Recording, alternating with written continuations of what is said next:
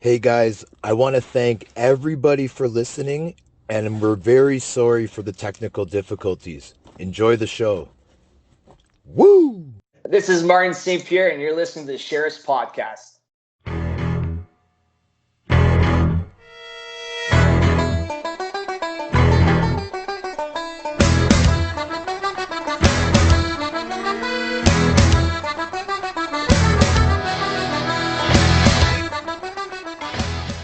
Welcome everybody to an exclusive episode of The Sheriff. Guys, today I have a player, a current player that I actually really admire. This gentleman is actually younger than me, which is the more impressive. Okay. The the the show is going to be about consistency, drive, and knowing your role. And my guest today is the guy that absolutely mastered knowing the role of what you need to be a part of a successful hockey team. Ladies and gentlemen, without further ado, Dale Weise, how are you doing? I am excellent, man. That was probably the best intro I've ever heard or ever been on a show. So that was really, really well played out, man. I appreciate it. Well, dude, I appreciate that because I'm so nervous to talk to one of my favorite players right now that I'm stuttering a little bit. I'm kind of thinking about what kind of word I want to use, but you know, what's going to make this show really cool is the fact that we're kind of similar age. I think you're about 6 years younger than me, right? You're an 88. Yep. Okay, well, I'm an 82, so we're not too far away. You No, had an no. incredible career, brother, and I want to pick your brain. But one of the most important things that I like to get into is the beginnings. And Hmm. Winnipeg, a city that we were discussing before we started recording, the Peg, is a place that I want you to kind of describe in what it was to you growing up. Like, what was Winnipeg like, Dale Weise? Yeah, I mean, Winnipeg was awesome as a kid. I grew up in North Kildonan. We had probably 8 to 10 rinks within a 5 minute drive, whether it's indoor or outdoor when I was growing up. So hockey was everything to me growing up. That was Winnipeg. I laugh now. You go to other places and you don't see anybody playing street hockey anymore. It's all about video games and stuff. For me, growing up was just playing hockey. That was it. When I was 3, 4 years old, I started skating. My dad had the rink in the backyard, and all I ever thought about was being a hockey player. So that was Winnipeg to me. It was hockey, playing outside with your buddies. We had the Jets till I was about 7, but I could never afford to go to games, so we never went. But I watched them on TV and stuff. So man, Winnipeg was just an awesome place to grow up as a kid. Right on. So, like, I know, Dale, that right now your current family, I know you got four beautiful children, twins, which are included in that, a beautiful wife. Now, how was it for you growing up? Did you have siblings? Like, what was the family dynamics? Yeah, so I had an older brother who was 2 years older than me. So it was kind of the similar story that everybody has. I always wanted to be like my brother. My brother played hockey. I was always playing with his friends, whether I was the guy they tried to throw in net or the guy they tried to bully because I was a younger guy. It was awesome. I love growing up. Me and my brother, to this day, he's my best friend. He was a guy that always motivated me. Like I said, I always wanted to be like him. And then eventually, I got to a level where I was better than him, and he was always my biggest fan. So he's been pretty special for me as I've grown up and for my career. Right on. So, what's your brother's name, Dale? Yeah, Derek. So we got the two D's. Derek, eh? So, Yeah, so, so Derek's an 86. yeah. Right on, man. Okay, so now did he play competitive up to a certain age? Because I have two brothers too, so like I kind of understand how that goes. Yeah, so he played like top level AAA up until about junior age, and then this was I learned a lot from him where he kind of stopped playing in high school. He played high school with his buddies. He wanted to do other things. He wanted to have fun, and here I am, 2 years younger, obsessed with hockey, wanting to make it, and I'm watching this guy, and my dad's trying to train him. And my brother's like, well, I'd rather go have fun. And then there's me. I'm just like, I'm working out in the basement. I don't have no friends. I'm not going to parties. All I want to be is a hockey player. So, he kind of played that role for me where, I saw how good he could be, but he didn't want to do those things, and it kind of motivated me. So again, like I said, he was huge for me growing up and for my career. Yeah, dude. See, I'm so glad that you like I want to say first off, thank you for sharing that because I'm so glad you brought that up because I'm such a strong believer, man, that there's always one person that kind of like creates that character in a lot of the bigger character guests that I have on the show, man, and you were Mhm. top of the list. So your brother, man, that's incredible they did that for you. I have two younger brothers. They did something similar for me as well because these guys are such big superstars that I was always pushed to try to Yeah. impress them, to try to be that impressive older brother, right? And it really Hmm. kept me motivated and going. I don't think if they weren't around, I don't think I would have had that same type of motivation and of wanting to make it so bad, dude. So that's awesome, man. Thank you for sharing that, bro. Like that's what people like to hear, right? Yeah, no, I agree. I agree. And I appreciate you saying that because I agree with you completely. If I didn't have that sibling, I don't know if I would have been like, wow, that's maybe what I don't want to do. Maybe I would have tried that. Maybe I want to go do these things and I saw that it wasn't working and I knew what I had to do to be successful and it helps. So full marks to the brothers that are motivating and leading the way or pushing the younger brothers. Yeah, dude, we got to give a shout out to all the brothers out there that play hockey or support their brother that plays hockey. Big shout out Absolutely. there. So Dale, I also wanted to, so with your parents, so like it sounds like your dad was kind of like a coach type figure growing up for you and your brother. Yeah, absolutely, absolutely. He had, like I said, he had the rink in the backyard. How big Giving me was the. it? How nice was the rink? It wasn't like as good as you see as these rinks on Instagram and everything. Now we had like I think it was our sandbox in the summer, probably I don't know, 20 by 20, maybe not that big. I don't know, but it was tiny. But we made it work. I mean, I watched the Big old enough to videos. play.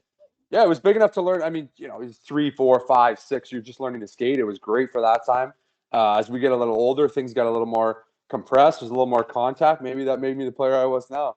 I think so. So this is pretty cool. So this rink, what you guys kept it all the way up until you were pro, like until you left for juniors, or like how long was the rink there? Like at the Yeah, house? I think we probably had it till me and my brother were about 7 or 8, but there were so many outdoor rinks around us. Like I said, I mean, my dad would drive us to the rink every day if we wanted to go outside, and it was literally 5 minutes away. So call up our buddies, hey, we're going to the rink, and that was kind of it. So we had a lot of rinks to work on. So we didn't get as much work on the backyard rink. Right on. Now, okay, so dude, so where I want to go from here is I really want to talk about your experience with the Swift Current Broncos, okay? Like I did a lot of research for this time. The only thing I didn't find, dude, was the results of the draft with Swift Current. What was the situation? Yeah, so I was originally drafted by the Medicine Hat Tigers in the 8th round. Okay. Yeah, so I was drafted by them, and I got really, really good from the time I was 14 to 15. I went from, probably being about beginning of that year, I was probably about 5'8", 5'9", and I was really, really skinny. So I was probably like 140 pounds. By the end of that Wow. draft year in Bantam, I was probably up to maybe 165, 170. Like I said, I was in the basement. I'm hammering protein shakes, 14 years old with the water. They taste awful.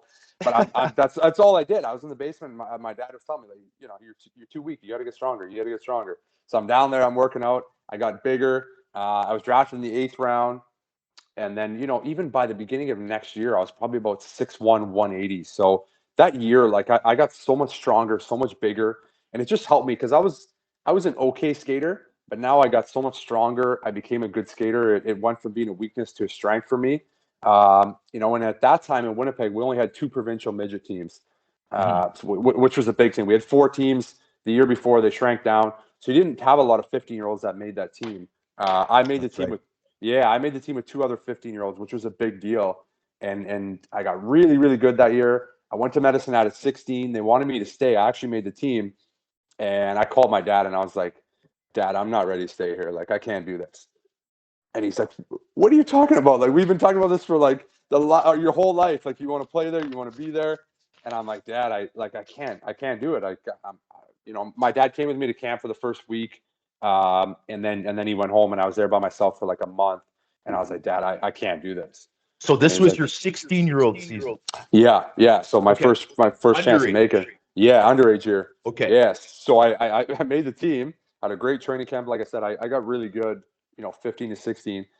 But I just couldn't do it. I don't know what it was. Like my whole mindset the whole summer was like, yeah, obviously I want to play there. I got to be here. I got to be here. And I got there, and I just couldn't do it. And then the following year, I came back. I went home, played midget, came back the following year, and they cut me at 17. And Willie Desjardins was the coach and GM at the time, and he's like, I don't know how dedicated you are to the game after you left last year. And I was shattered at that point. As a guy that like literally, like I said, my whole life, that's all I want to do is be a hockey player. I was a 16-year-old kid that was homesick. I mean, yeah, that wasn't anything to do with my dedication to the game, but no, they saw it that way. And I was, I said, well, why don't you trade me to another team? I can play in the league right now. He's like, well, no, maybe you go home and we bring you back as an 18-year-old year. We've had plenty of guys come back at 18. I'm like, no. Like, I need to play here now. I need to play in the Western League. I'm not going back to midget. Give me an opportunity. He's like, no, I don't think we're going to do that. So I ended up going home. I played in the Manitoba Junior League for a month, and then I got traded from Medicine Hat to Swift Current, and then they called me up right away. Right on, bro. So with Swift Current, obviously responded pretty well because you had a really good season in that shortened season. You played about 50 games and you did well, right? But what I want to talk about is the improvement through the years. Like every year you got better. So for me as an ex-player, what I know from my experiences of the guys that just got better and better every year, these guys bought into the system. They usually had a pretty good situation with their billets because they were very comfortable where they were and look good, feel good, play good. Like they'll 100%.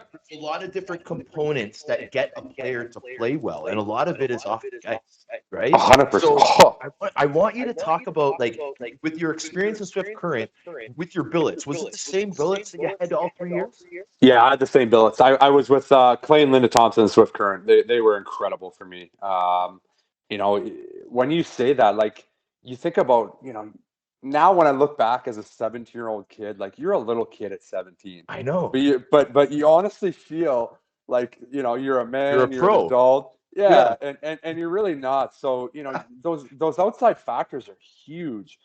Your billets are that's your family. They're you have your teammates and everything, of course, but like I said, being a kid, you need those people, to feed you, make sure you're staying healthy, kind of keep you in line a little bit. They were huge for me. Yeah, dude. Like, and that's what I figured you were gonna say. But that insight I really appreciate. So now, like, okay, so after the first year, that was your technical draft year, right? Yeah. So now that year, obviously you were undrafted. I know you were drafted. I didn't read this anywhere, but obviously you were drafted as a 19-year-old, right, Dale? Yeah. Okay, perfect. So I just want to make sure that I'm on the right track.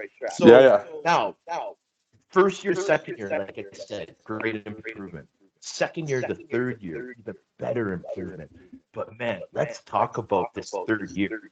This third year seems to be like the start of like a new part of Dale's life. You know what I'm saying?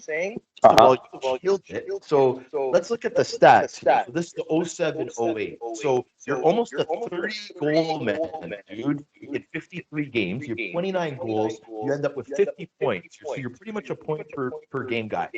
The playoffs, bro, was a playoff. You know, you guys, I think it was you guys made it to the second round. It was Calgary, right? The Hitmen that knocked you guys out. So now you, in the leading goal scorer in that playoff, this is what the NHL team like. They want to see out of the undrafted guys, who's really developed more than a guy that was drafted 2 years ago that we had signing? Dale Weise proved every year. He's killing it this season. The guy's leading his team in goals against Calgary. They're in the second round right now. Like, this is what the scouts are talking, right? You know this now. Now that we're old, we know how it works. So now, were you rated to get drafted that year, or because you were 19, did they keep you out of the ratings? And like, how did all that work? Yeah. So, to go back for that third year, I kind of got to go back to my year-end meeting with Dean Chenault. Okay, good. He was the GM and coach, and I had a really good year. My first year, I mean, I'll take it way back. So my first year, did I expect to get drafted? Probably not. I knew I was eligible. I thought, hey, maybe there's a chance. You never know, late round pick. I didn't get drafted. I didn't take it. Obviously, I took it hard, but it wasn't. I didn't have any expectations. The second year I came back, I had a really good year. I led our team in goals. I expected to get drafted that year. I thought, I watched the guys get drafted last year. I'm playing against drafted players. I'm better than these guys. How am I not going to get drafted this year? And I didn't get picked. And that really, really, really pissed me off because I just knew I was better than the guys that were getting drafted. And I knew I was going to be a better pro down the line. And it just added a chip on my shoulder. And that's something I guess I've always had as a younger kid, too. I just always had that chip where I always felt like I didn't get the respect that I deserved. And I was going to show everybody, you know what? You don't think I'm good enough? I'll show you. I'll outwork you. I'll find a way to be more successful than you. And that's kind of what I took the second and third year. And just it kind of really came together in my third year. I got off to a really good start. And I actually switched agents at the beginning of my third year, too, which is funny. Because Who did you go to? Yeah, so I had Newport Sports for the time I was 15. Okay. Newport Sports.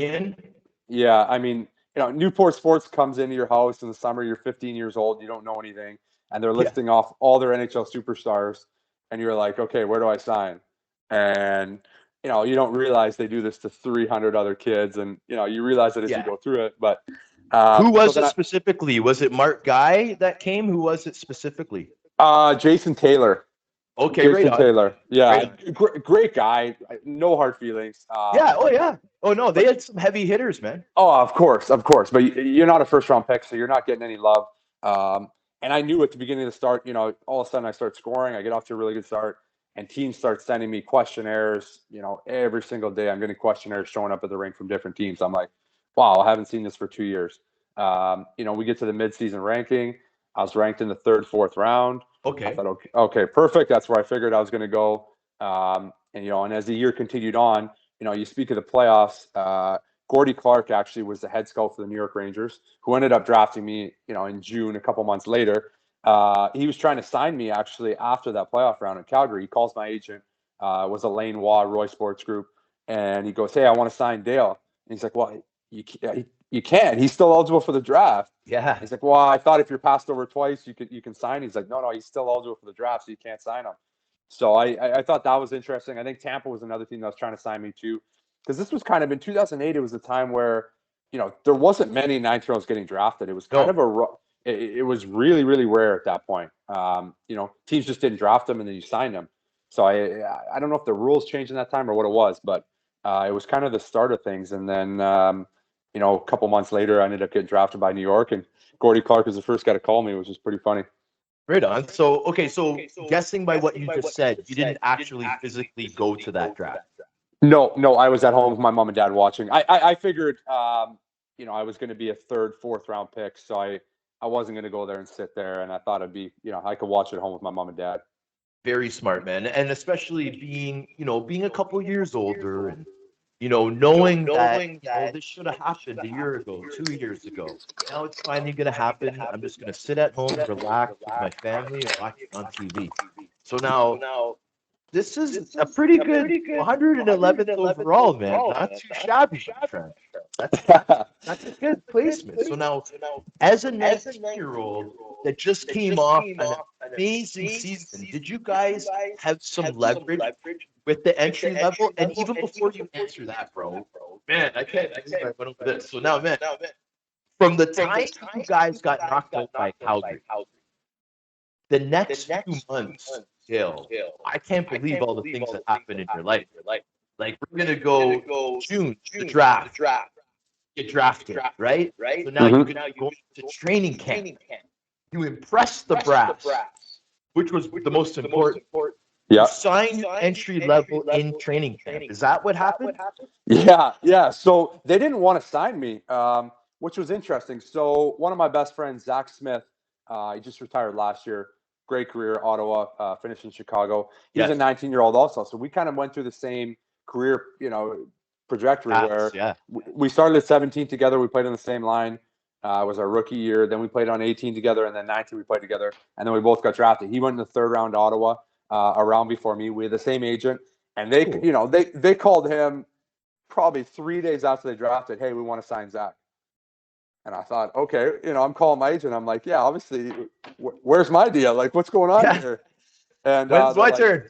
Yeah, well, let's go. And he's like, you know what? They told me that they got 50 contracts. They're at their limit. They don't want to, they can't sign you. I said, okay, that's fine. I'll go back to junior. I had the time of my life in Swift Current. I loved it. If I had to go back to Swift Current and play as a 20, score 50 goals, I would have loved it. It would have been awesome.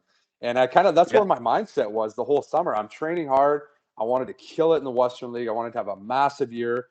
I went back to Swift Current a couple weeks earlier. And I'm there and I'm talking to Dean Chenault, and he goes, like, you can do what you want for training camp. Like, you don't have to do the fitness testing. I don't think you're going to be here.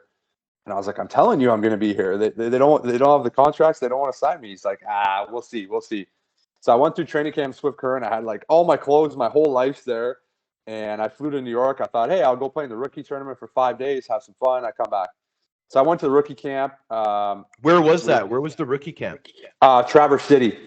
Okay. And then that's where they had like 4 teams and yeah. And so I think the first game I scored, second game I scored and I fought. Third game I had 2 goals, and then the fourth game I think I had a goal and assist. I was like third in tournament scoring. And then I think it was the second or third day they called my agents. They're like, okay, we got to sign this guy. Okay, so you signed before main camp started? Yeah. Like you were signed? Yeah. Okay, so that must have been good for the confidence because you were a signed guy on day 1 of training camp with the New York Rangers.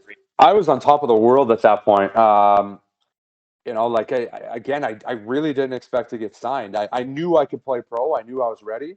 But, the whole summer they're telling me, nah. And then all of a sudden I play, 3 games. You want to sign me? Like, I told you I was this good. Come on.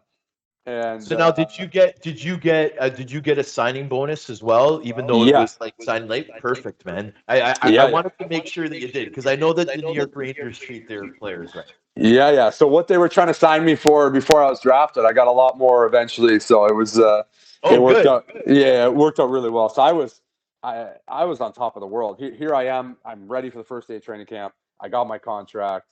Even then I was still a little bit unsure. It's like, okay, I got my deal. I got a nice signing bonus coming, but am I going to play in the A? Are they going to send me back to junior? Who knows? Yeah. So now, because you were undrafted, you didn't have the experience of like a sent down meeting up to this point, did you? Or had you gotten invites to camps where they were like, you know what, man, we're not going to offer you a deal? Did you have anything like that, or was this the first time this training camp that you had a send down? Yeah, this was the first ever that I had anything. Okay. I had no tryout offers, nothing before that. Okay. So now, who were the brass of the Rangers at this time? Was it Glenn Sather? Yeah. Glenn Sather was there, and Tom Rennie was the coach. No way. So Glenn Sather, GM. Tom Rennie. Okay. Do you remember like assistant coaches or no? I don't remember any of my assistant coaches. Really. Perry Pern was one of the coaches, and I can't remember the other one. Okay, but the point is, these are pretty big names, though. So I'm assuming you had a decent camp, bro, in main camp. Like you had some confidence. You're a guy that has the drive of a killer. So you probably had a good camp. So when you went into that meeting, what happened? What was it like? Like, was it positive? And then they were just like, you know what? We hope to see you soon. Or did they seem disappointed? How was it for you? Yeah, so this is kind of crazy. Obviously I signed in preseason, so I had a lot of hype coming into the main camp. They're like, man, this guy led our team in scoring. Rookie camp. So I came into training camp. I scored the first scrimmage, first day. I scored the second day, and then I scored my first exhibition game the next day that I played. Preseason? You mean? Yeah, in preseason. Okay. So I had a chance. I think I might have played 7 of the 9 games. Okay, cool. And I had a great, and everyone's getting sent down. I'm not getting sent down. I'm like, how long are they going to keep me here? What's going on? And then I played the last game of the preseason, which was pretty much our whole roster. Yeah. And I don't get sent down after the game. Everybody else gets sent down. And I'm No thinking, way. yeah, I'm talking to my dad. I'm like, Dad, I think I made the team. Like, the season starts Tuesday. I think I'm on the Yeah. team. I don't know Yeah. what's going on here. So I come into Tuesday. We were playing Wednesday. Tuesday was the first practice of the year. So I get nothing. Hey, practice is Tuesday. I'm like, man, I think I'm in the NHL. I think I made it. Yeah. And I walk into the locker room on Tuesday morning, and I the way the Rangers locker room, you walk in the back and you walk right through the dressing room, and I don't see my gear, and I'm like, Oh, come on, no. And I look at the trainer. I'm like, hey, Cass, like, where's my stuff? He's like, Tom didn't talk to you? I said, no. And he's like, go to Tom's office. I was like, no. I just spent 48 hours thinking I made the team. So then I yeah. went in there. I went in his office, and it was all positive, man. He's like, we knew nothing about you coming in. He came to the rookie tournament. He's like, I saw you in Traverse City. I loved you. He's like, I would love to keep you. He's like, I want to keep you. We got 15 forwards on one ways. You literally haven't played pro yet. Go down and get some experience. But it was quick. It was so positive, and it was awesome. I really like Tom. So a very, very good first experience with the Brass. Oh yeah, it was awesome. All positive. All positive. Yeah, dude. Yeah, man. So, all right. So now let's get into, when was it? October 11th, 2008. So now this was your pro debut, man. What was that? Okay, and the reason, my question, as a guy that played in the AHL for a while, okay, I was on teams like Rochester, Rockford, Chicago. These divisions don't play against Hartford, Providence, Lowell, Worcester. I've never played there. I played 300 games almost in the AHL. Never played a game in any of those cities I just mentioned on the East Coast, right? Now, I know that Hartford's a good setup because I've heard from so many people. Can you explain that? Like how good the setup was, the relations between the NHL teams, they're close in proximity. Yeah, it was incredible. I mean, for travel wise, we played Bridgeport 13 times a year, 1 hour away. Yeah. Providence, we played 12 times. They're 2 hours. Portland was 3 hours. Manchester was 2.5. And Springfield was 45 minutes. Our division was incredible. Like Wow. there was barely any travel there. As a guy coming from Swift Current, where your shortest trip is like 3.5, 4 hours. I loved it. You're playing pro for the first time. Hartford was a great city too. It gets a horrible rap. How come? How come? Is it because the Hartford Whalers, like when I think of the Hartford Whalers, Gordie Howe played there. For some reason, I don't. The way I was brought up, I was kind of taught to kind of look at them on like a lower level, and I'm trying to figure out why. Like, why is that? I know. I think it's just a really blue collar city. The downtown core is not. It's not a big, exciting, bustling downtown core. And you got some rough neighborhoods that are probably close to downtown, but it's beautiful. Like West Hartford's an incredible place to even like. I lived downtown my first and third year. I loved living downtown. Right on. Being a young guy, like living downtown was incredible. I loved it, man. I had the time of my life there. Right on, man. So yeah, bro, and you did really well there too. Now this is one of the things that I'm most proud of for you, buddy. Now I have a sensitive part of me for guys that have won community awards. Okay? Now, there's an award that I'm familiar with, and it's the AHL Man of the Year award, bro. So you must have, not only did you live downtown, my man, you were going to promos, you were going to appearances, charitable, emotional, representing your team. You were being the face of your team. You were talking in front of big groups. You had the jersey on. I know what it's all about, bro. I want you to talk about those experiences in Hartford, Connecticut. How you connected well with that community, man. Yeah, I think that's something that was probably instilled in me playing in Swift Current. It's such a small market. You're going to school visits, you're doing all these things. So that was something that just kind of was second nature to me, and I enjoy it. I love it. There's so many guys that I played with in Hartford that didn't want to do any of this stuff. I was almost volunteering. I was like, man, I'll do it for you. Like, I don't know. I grew up as being that fan. I was the fan that was like obsessed with hockey and just obsessed with the players and wanting to be a part of it. So I understood how important that was. So I wanted to be there. Like you said, let me put the jersey on. I liked when people recognized me. I loved talking hockey with them. I loved interacting with the fans. I never minded doing that. Like you said, being a single guy, like I'm done at 12 o'clock every day. What else am I going to do with the rest of my day? There's only so many restaurants you can go to if you go for an hour or two to go do something in the community. I truly enjoyed it. I always, understood the part of, giving back and truly enjoying it. That was always being named Man of the Year to me was obviously one of my hugest accomplishments, I think. Yeah, no, for sure. And the reason why is because what it represents, man. So now, what I really want to ask you is, I'm glad you mentioned Swift Current. So it was instilled in you in Swift Current. You embraced it going into your pro career. I'm sure you've done it the whole time. Just certain like places that they kind of believed in that kind of stuff more. And some teams aren't really into it because they already have the big base. They don't really need to go out in the communities. It's always different where you go, right? But what, like, okay, for me, the word volunteer completely changed, bro. When I was younger, I used to look at that as like a word of like punishment or something, right? Where what I learned as an adult, because for me, because in junior, my teams weren't like that. Like, you know what I mean? Like Swift Current. So, but in pro, I started signing up for those things too, just like you, and for the same reason. But what I learned is the things that you learn about Dale, the experiences that you gain, like the people that you meet. Like there's so many things that they could replace that word for. For me, it's more like opportunity. How was it? Yeah, I view it the same way as you. And then I think it's really unfortunate that there's so many junior teams.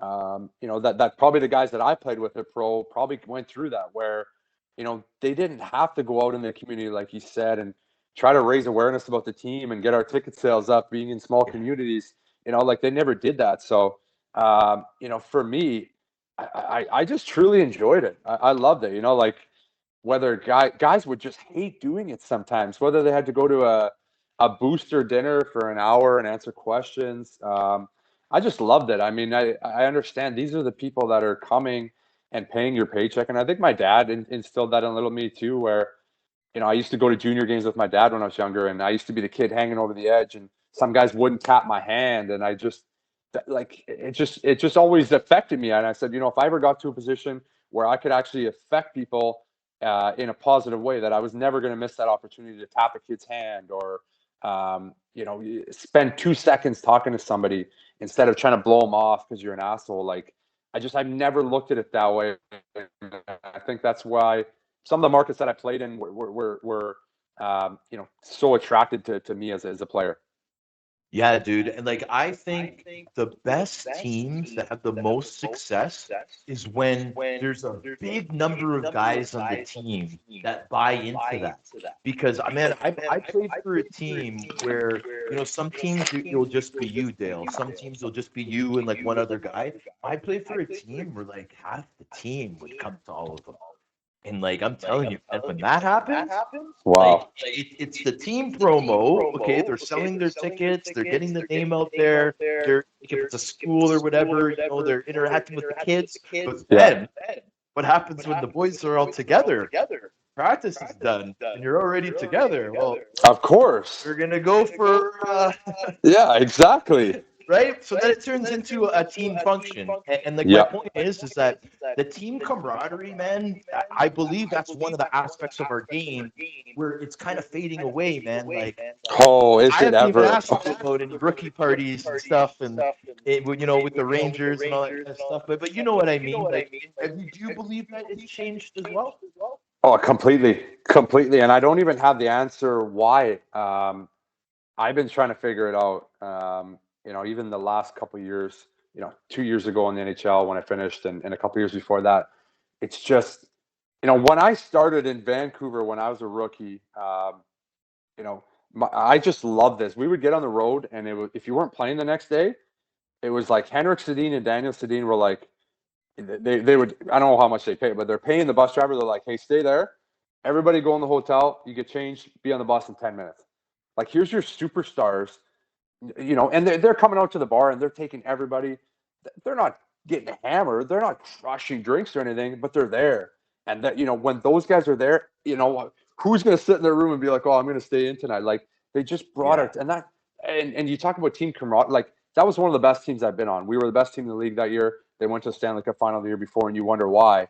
And when I think of teams, you know, when I was in Philly 3-4 years, you know, Montreal my last couple of years, where you couldn't get 5 guys to go to a dinner together if you wanted, you know, like, and I just, and people don't understand how much that plays a role in how good your team is.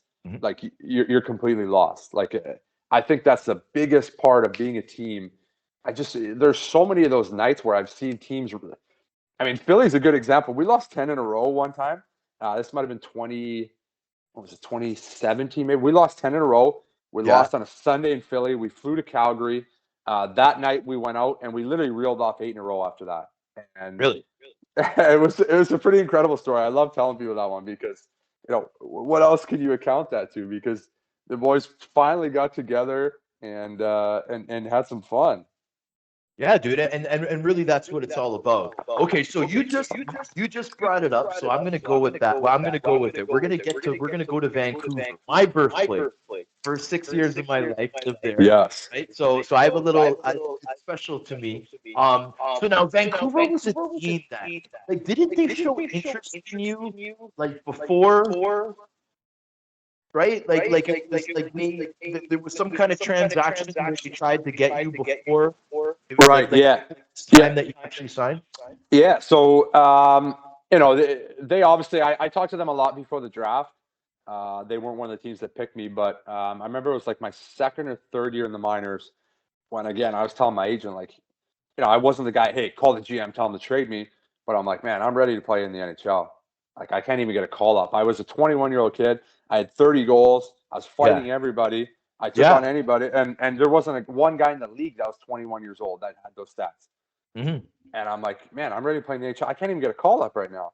Like, what's going on? And Vancouver was a team that was trying to trade for me that year. And then the following year, too, they were I got sent down again my third year. I got off to a really, really good start. And they were trying to trade for me, too. But New York was like, no, not a chance. I finally got called up my third year, you know, December or whatever it was. But they were trying to get me before. So, you know, they finally got their chance. I got on waivers and they picked me up.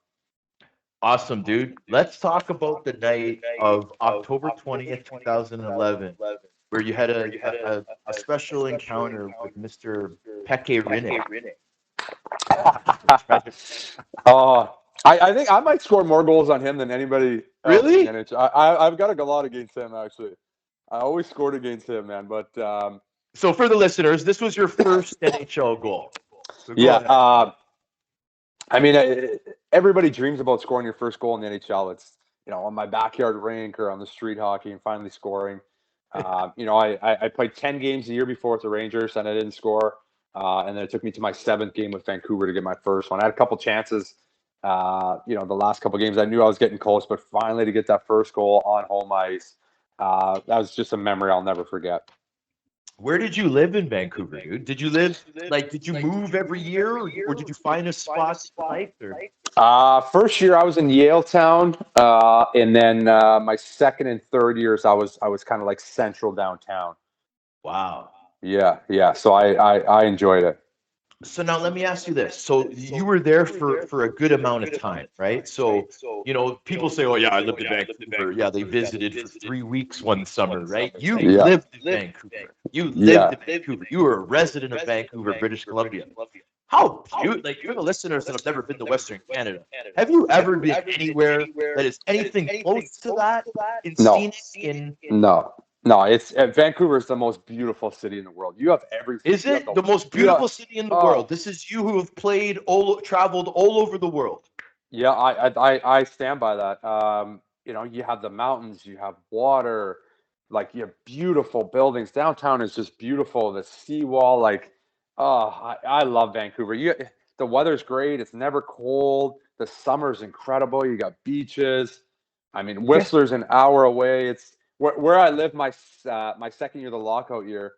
I lived in the Wall Center. I lived on the 49th floor, and my view facing the mountains. It was just no way. 49. That was a 49.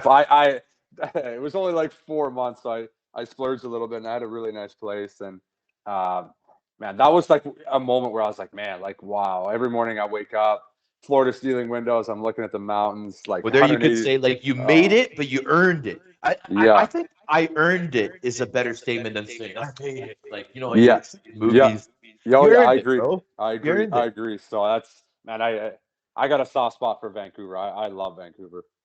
I had to ask you about that, man, because I was good. I was very interested in what your response would be. I'm not surprised. So, dude, okay, again, man, this is awesome. You're like leading my interview because we're going to the Perfect. NHL lockout season right now. Perfect. We're going to the NHL lockout season now.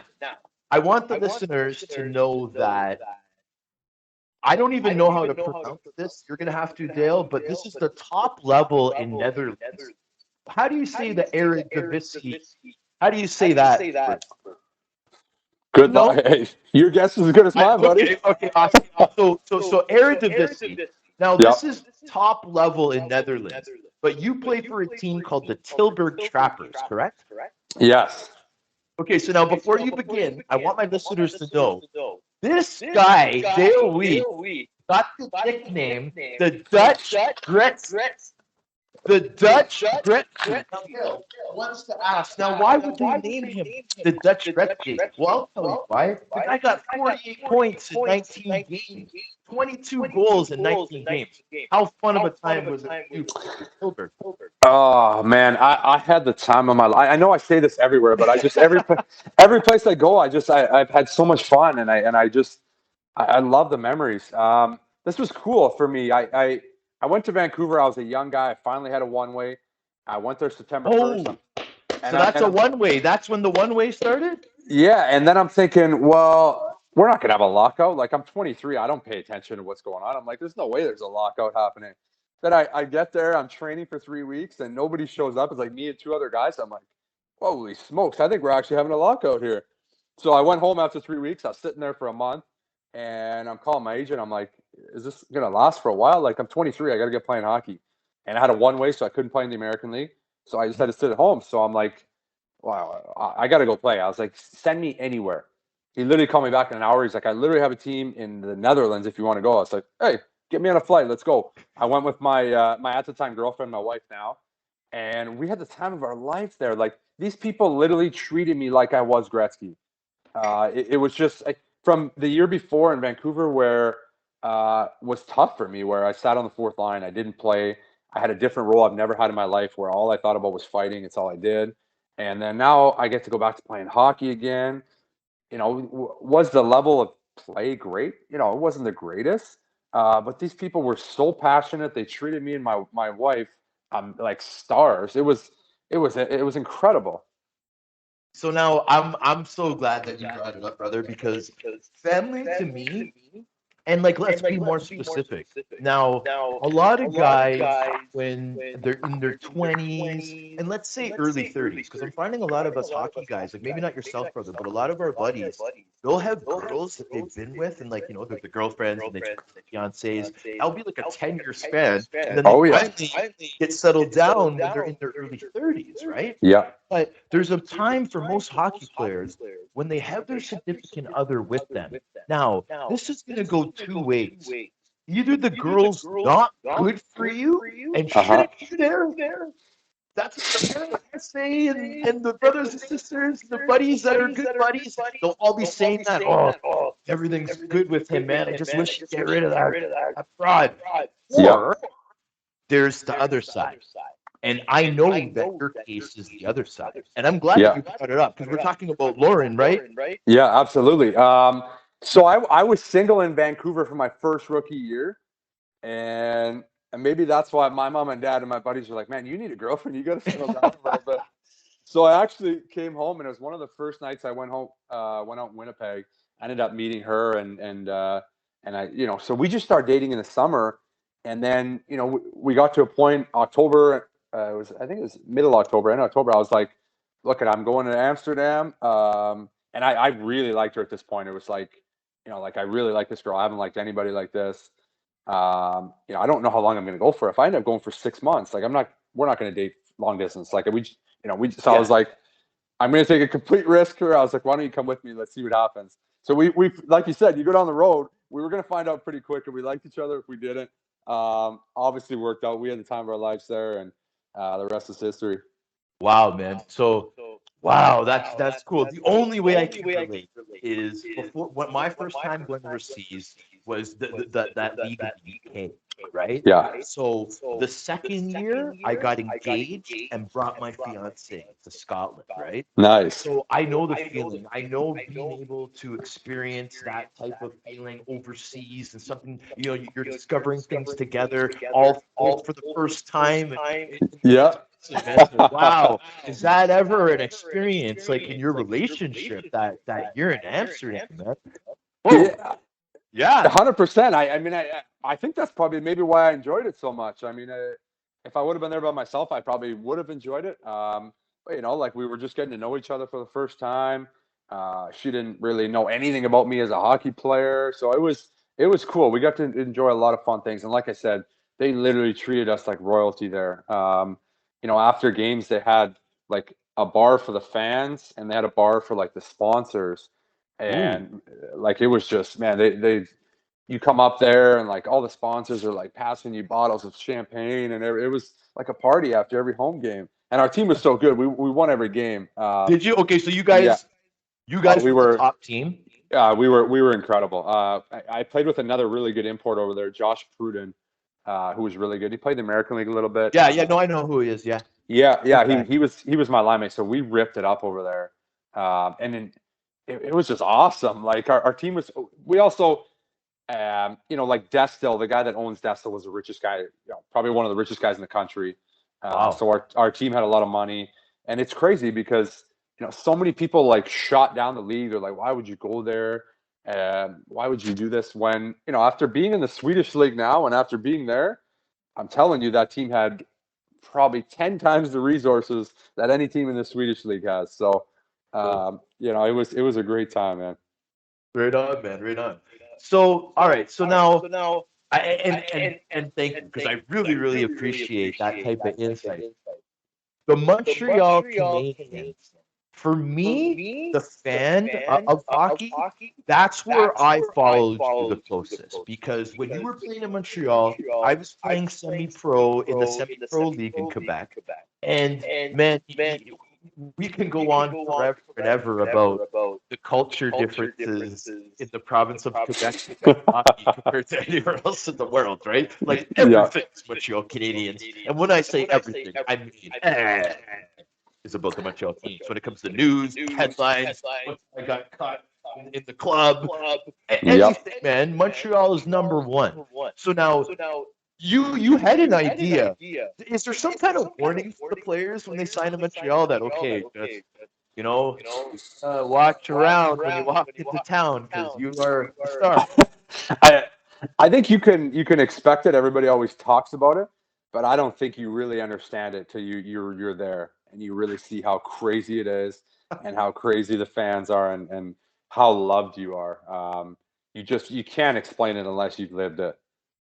Yeah, dude. So okay, so Montreal, you go there after the first year, you end up signing a 2-year extension. So you were there for would you say 2.5 years, the better part of 3 years? Yeah, yeah, Okay. So now there's a bunch of stuff that happened during this time, buddy. yeah. A couple of big goals and stuff like that. I want you to talk about that game 1 playoff game against Tampa. Danny Briere is one of my favorite guys that I've ever played with. Like this is my Buffalo days. Oh yeah. Assisted on this one. I think he assisted on a few of yours, but Oh, a this couple. I loved Danny. I was really hoping he'd get the GM job because I think he'd be awesome. But it's only a matter of time before he gets a GM job somewhere. That goal was so cool. Like I grew up the biggest Montreal Canadiens fan as a kid. Did you? Oh, the biggest, In the Winnipeg, biggest, okay. the biggest. I was. Whoa. And you go to my parents' house, and in my bedroom, it's still like the Montreal Canadiens clock. No Montreal. way. Oh, I was the biggest. My dad was the biggest Canadiens fan. So, it obviously a dream come true just to get traded to play for them. Yeah. And then to score that goal, as like you're kind of like I said, the past couple of years didn't go well for me in Vancouver playing wise. Didn't play a lot. Didn't have much of a role. I wasn't sure what was going on. And then you go here and you score the OT winner in game 1, and all of a sudden, like, my phone is blowing up. I have 1,000 text messages from people I've never talked to, and you're just thrown right in the action, man. You're immediately a star in Montreal. It was like, that, like, career changing for me, from that moment on. Now there was like kind of like, I don't know if it was just kind of like a weird thing that the media was doing, like just trying to just making a news story, but like there was this like rivalry thing between you and Milan Lucic. What was that? What was that all about? Like, was it actually like you just guys just having that keep going at each other, or was it more created by the media? Yeah, I think the media created a little bit. I think, we probably certainly helped it. In that series, like, him and Sean Thornton I had them so wound up because I wouldn't fight them. That was like, they couldn't like wrap their heads around it. Like, I was finishing every check. I'd give them a little extra shot. Our line was outplaying Boston's fourth line. It was me, Danny, and either Prust or Michael Bourneval. And, at that time it was Dan Paille, Sean Thornton, and I don't know what Campbell's first name was, but Campbell. And they were the best fourth line in the NHL at that point. Probably, eh? They were called the Merlot line. They were the best fourth line in the NHL, and they were getting dominated in that series by our line. I had a big goal in game 3, obviously in game 7 too, but I just was relentless. I was all over them, and Sean Thornton would just he'd be losing his mind on me in warm up. Say, "I'm going to kill you today. I'm going to kill you." And I wouldn't respond, and I wouldn't give him anything, and it just pissed him off so much. So mentally, you really defeated them mentally. I think mentally I had him, because I wasn't about to fight Sean Thornton. I didn't want to. I didn't feel at that point I needed to, and I didn't think that was. I was playing really well at this time. I was drawing penalties. It was working great. So we had that altercation, and then the flexing thing where Lucic scored an empty netter. Oh, yeah. in game 5, and I don't know. It was an empty netter. Like, you guys won 4-2, 5-2, and he's flexing down the ice, pounding his chest. Like, I'm all about big celebrations, but I just thought the timing was kind of weird for that one. Like, they were doing it a lot too, just kind of classless moves. So when I ran into him in the first period in game 6, and I started flexing back at him, they had it on the jumbotron. The building was going crazy. So that really pissed them off too. So they were completely wound up. And then the handshake thing after game 7 there. Yeah. So now, just to lighten things up a little bit here, you got to tell me about this night, October 30th, 2015, against the Calgary Flames, in a 6-2 victory. My man here hit the natural. Oh, what a night! That was a great lead up. We played in Edmonton the night before. We lost with like 3 minutes left, and Berge came in the morning of the Calgary game. We didn't morning skate that day. And I just remember him ripping our team that game. Mark Bergeron? Yeah. Oh, yeah. So we have breakfast. We have a meeting. He's unloading on the team. It's unacceptable the way we lost yesterday. It is what it is. That's your best accent? I'm just joking, buddy. I'm just joking. Okay, go ahead. Oh, I don't want to do a Mark Bergeron. I know. We'll keep that out. we'll save that one. And then I had a really good start again that year too. I was playing with Darnay and Fleischman. Our line was unbelievable together. We just had so much chemistry. We had so much fun playing together. I scored the first one in the first period. You feel good about yourself. You score one in the second. And at that point, I probably had, 8 or 9 multi-goal games. So I never really got close to a hat trick before. I had a ton of 2s, but never really close. But I scored my second with, 40 minutes left in the game. I thought, man, I might have a chance at this. And then, the third one happens. And the funny thing is, when you watch the replay, like, Darnay hits Fleischman, he comes in, he makes a move. Looks like he has a sick drop pass to me, but he wasn't trying to drop that. He told me after he lost it. He's like, I completely lost it, man. I wasn't trying to pass that. So it looks incredible, and I pumped him up after the game about how good of a pass it was. But that was a really big moment for me as a guy, like I said, that always felt like I was always unappreciated. Never got what I deserved. To say that I scored a hat trick in the NHL was something, nobody can ever take away from you. And I think that's a pretty big accomplishment in my books. Yeah, dude. Again, Dale. Okay, so the words you just said, there was a lot of times in your career where you felt that you didn't get what you deserved, right? Okay, so what I'm going to now is displaying how there's always one contract in a player's career that kind of rewards him for what he's got himself to, like the status that a player gets himself to. They're now a free agent. There's a little bit of a bidding war in most cases, and boom, there's the contract, the reward contract. For me, like in my opinion, that was your Philadelphia Flyers contract. Do you agree with that? Every day of the week, and 4 years, right?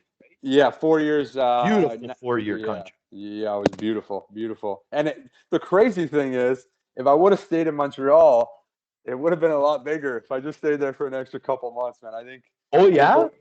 I think so. I think at that point before I got traded, I had 14 goals. I was 27, 28 points in like 45 games or something. That's right. Yep. Man, I would have had 20 goals if I stayed there easily. Easily would have had 20 goals, if not more. That's right, man. You were doing really well at that. I would have been 20 plus, and the price tag would have been a lot higher.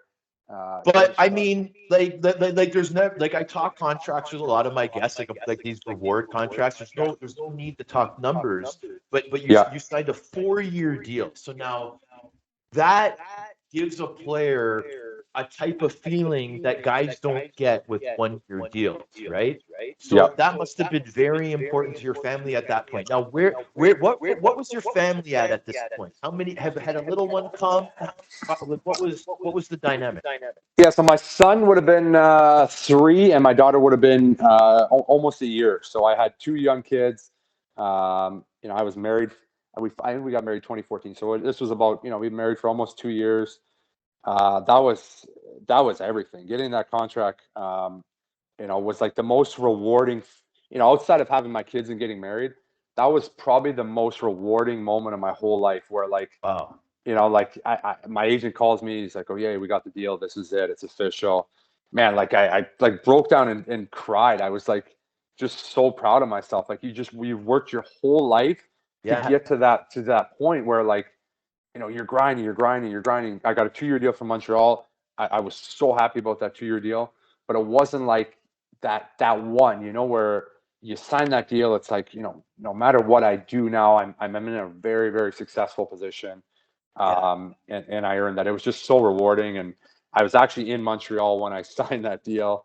Oh yeah? Yeah. Meeting with my agent, and I was doing a camp for some younger kids and stuff. And I flew back to Winnipeg that day, like an hour after I knew the news. I got to see my mom and dad again, just the most, I was crying when I saw my mom and dad, everything that we've been through, everything that they did for me. That was just the greatest feeling in my whole life. Yeah, and thanks for sharing that, bro. And just to add to that, I find that when a player signs a respectable contract, length, a good annual salary, it gives you the peace of mind to be able to plan and take care of certain family members too. Sometimes when guys are on the 1-year deals, maybe sometimes they do things, but they're just like, man, I don't even know what I'm doing next year. I can't do this, and then it never ends up getting done. So 100%. Man, the 4 years, when I saw that, I was like, man, that is so awesome that he got that 4 years.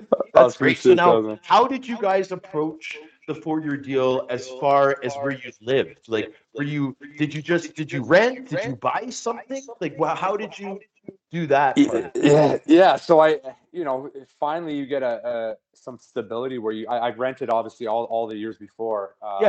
And then, you get a 4-year deal and you're thinking, well, hey, if we're going to be there for 4 years, this might be a really good opportunity to buy. But then in the back of my head, I'm thinking, okay, yeah, I got this deal, but I've seen the way things go. I would rather just be able to cut my check for rent that month. See you later, and I'm out. So we ended up renting. I found a really nice house there to rent right by the practice rink in South Jersey, Nice. which I absolutely loved. The landlord, the owner was awesome. So I rented that for the 3.5 years that I was there, and it worked out really well. And I was really glad when I eventually got traded that I didn't buy. Yeah, dude. So now, okay, so now the Philly experience, dude. This is a whole different type of thing, like from a Montreal, from a Vancouver, completely different, right? How Yeah. their mentality is in Philly. Now, with all the sports stadiums and arenas all in that same area and all sharing the same parking lot, it was still like that when you were there, right? Oh yeah, they're all there. Now you get to mingle with some of the other athletes of the different sports ever in Philly, or We met a couple. We met a couple football guys. We went to a lot of football games when we were there.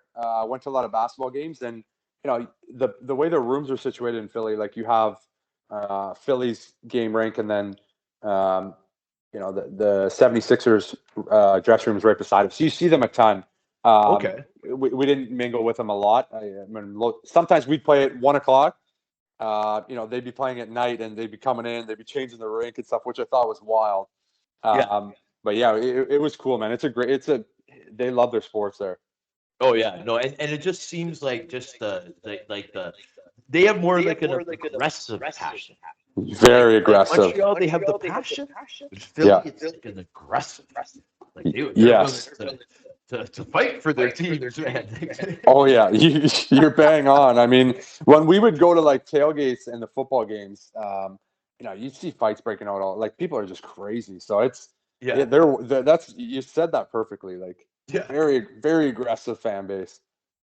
Okay, so Dale, so now the reason why when we were talking about Montreal, I just kind of moved on because I wanted to announce it. Like, so now we got the return to Montreal, the return to the Ile de Montreal.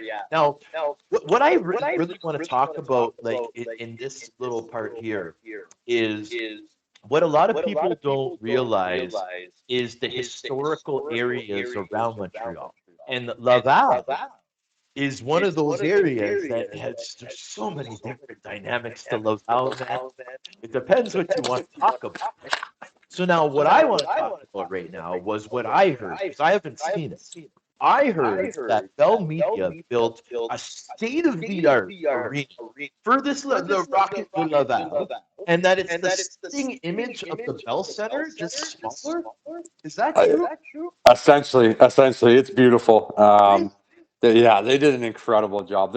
The dressing room is unbelievable. Like that for an American League rink, it's outstanding. It's not surprised that Montreal did it. Like they're first class in any league. But it's unreal. So now, what does it seat? It's a brand new facility. Oh, it's beautiful. Yeah, bro. I mean, how many would it seat? I don't even know how But many. is it like 10,000, 5,000? 10,000 maybe? It's Wow. big. Yeah, Okay. it's big. It's beautiful.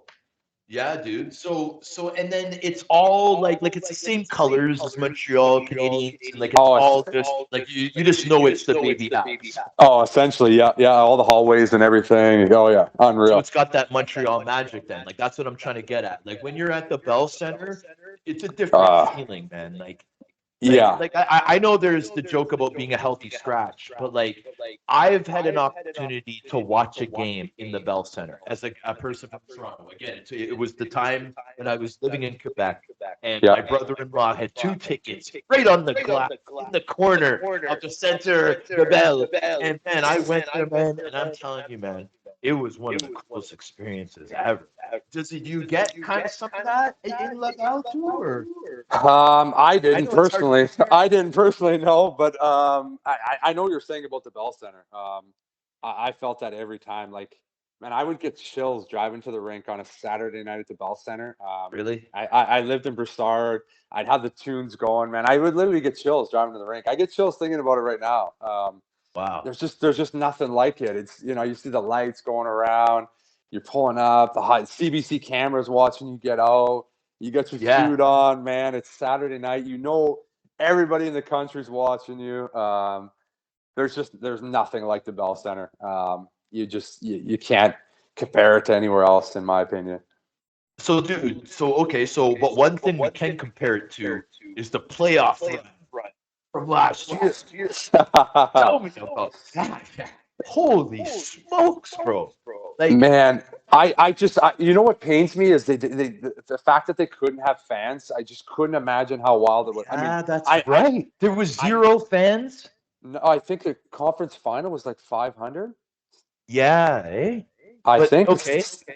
But I know what it's like in a conference final there, and it's, man, the building shakes. It's the loudest building you could be in, and I was disappointed you guys can't experience that because, for the players, I don't know if they'll ever be in a Stanley Cup final again, or get a chance to experience that, and who knows if you'll be in a conference final. For the fans, like it could be a long time. So in the finals, obviously there was no fans either, right? It never changed or anything. It was just they would let in like the media and like whatever family and stuff, right? Yeah. But like, what was when did you guys get knocked out? What day was it? It was June what? Like that's a long time to play hockey, man, in a season. What last? I don't know. Like it was the longest season of your career, right? I wasn't there last year. No, but I'm talking about like leading up leading up to it. Which one are we talking about? No, because you have games played in the playoffs in 1920. Oh, that was that was the bubble one. That was the bubble one. Yeah. That one, so there was. That was. Let me tell you about that experience, man. That was so weird. We went to a training camp. When training camp was July, and you're like isolated. You come to the rink, you skate for an hour. You can't hang out with anybody. You can't have lunch. You go home, and then we go into the bubble. You can't really do anything. How weird was that, man? It was really weird for me. I wasn't a big fan of it, and it didn't really feel like playoffs. We shouldn't have been in the playoffs. We were 24th place. We sneak in, we upset Pittsburgh, and then we played Philly. It was just first time you've ever played in a big rink with no fans. It was weird for me. That was, it didn't even feel like hockey almost. It was like summer hockey almost, especially when you had 3 months off too. That was such a weird experience. Yeah, dude, I had to ask you about that because I couldn't even imagine what that would have been like. For you, it's probably hard to even explain. Yeah, it was. I don't know. It was just you couldn't really get the emotion. No, you couldn't get the emotions up. They were putting fake crowd noise on in the games. It was just really. It was fake crowd noises. It was fake crowd noise. It was so. It was, and then you finish in. You finish. I think we finished August 22nd, and then you go home, and it's like you're home in September, and it was weird. It was just the timing was so weird for me. Yeah. Wow. Man, okay, so now what I want my fans and listeners to know is now you're a player that's currently playing. You're playing in Sweden right now. What I believe people don't really realize how big of a deal the first leagues are in all the different countries. You know what I mean? Like how big of a deal it is. Like it is the real deal. Like it's almost like there's like an NHL like in every country over there now. That's how competitive these leagues have gotten to. Do you have a similar opinion? Oh, 100%. These cities are crazy for their teams over here. They have huge TV deals. They have, I was blown away when I saw the TV trucks pull up to our rink. We don't have the greatest rink here. We probably seat 3,500 people maybe. We're in the town isn't very big. And all of a sudden these TV trucks pull up. It's all over TV. Some of these, they're crazy. So it is their NHL. They essentially, I don't know how much NHL they watch over here, obviously with the time difference and stuff. So this is their NHL. Right on, dude. So now I know before the show we were talking a little bit about the fact that that you're by yourself right now. What I wanted to talk about, dude, is just how beautiful your family is, bro. I know it sounds corny, but dude. So now you got 4 kids. You got twins. Jersey and Hayes are your twins, and then there's Hunter and Jordana. Is that the right name? 100%, man. Dude, so man, what kind of daddy is Dale Weise? Yeah, I think I'm very involved. When I took last year off hockey and I got a chance to drive my kids to school, work on math tests, work on homework, be there for practices. It was honestly the best year of my life. I had so much fun. Um, I can't even explain it how much fun it was last year just being there for all that. And then, coming here, I came here in July. I haven't had a chance to be with them. I got a chance. I sprained my MCL last game of exhibition here, missed 3 weeks, came back, did it again. So I got to go home for 10 days and see my family, which was huge. But since July 20th, I've seen my family for 10 days, which has been extremely tough because my family's everything to me. My kids, my wife, they are the reason I do what I do. They are my passion. They are my everything. And I think, after playing this year and being away from them and last year not playing, I think just seeing how much I really enjoyed just being a dad and being with my family. I don't know how much further I see myself playing past this year. Right on, bro, man. It's so wonderful to hear that kind of stuff, Dale, because really, at the end of the day, that's what it's really all about. And it's so awesome that you have the family that you have right now. I got a question for you. Yeah. Who is the nutritionist? Who's better at nutrition and eating? You or Lauren? Be honest, Dale. Yeah, probably her. She is so Because healthy. she competes, right? She has competed. She did before, yeah, but she is incredible. I mean, every single time she's had a baby, she literally has a better six-pack than me in like 2 weeks. No It's way. incredible. It's incredible. Like she is jacked. So I don't know how she does it. I don't know how. I don't have the answer. I don't get it. She's outstanding. But yeah, when I was playing in the NHL and she was with me all the time, just made my life so easy. Yeah, that's where I was getting to with this. Like, Yeah, during your 100%. career, how big of a plus was it to have Lauren on your side, man? She was everything, and I think, obviously, being the cook and the dry cleaner and making sure I had everything packed for the road when we're doing quick this and that, taking care of my kids and making sure they still got to activities. She was everything, but I think honestly, just number one, just like being my biggest support was everything. Going through the situation where I'm in Vancouver, we had all this fun in Europe. We come back, I'm in the NHL. She knows I'm not happy. I'm like, and again, I literally told her this. I remember a couple of weeks before I got traded to Montreal, I was like, I don't know if I'm going to be able to be in the league. Like, we might have to go to Russia next year. We might be in Switzerland. And 100% she was game for anything all the time. And whatever awesome. Obviously Philly was not an easy time for me mentally. Again, I'll just speed it up for us. We talked about it a little bit, but you get this huge contract, you're on top of the world, and it never worked out there. It just didn't go well. And there was a lot of down, dark days there, and just having her there at the end of the day, just to be your best friend, man, was everything. So she's been everything for me. That's a beautiful, beautiful thing. I love. It doesn't really matter what part of the show that we get into it, but I talk about the families, especially when I see like what you got there, bro. I'm very proud of you, man. It's so cool to see a guy that played over 500 games, in the National Hockey League. You have a beautiful family, but you guys are still together and loving each other in a strong unit, buddy. I can't even how awesome.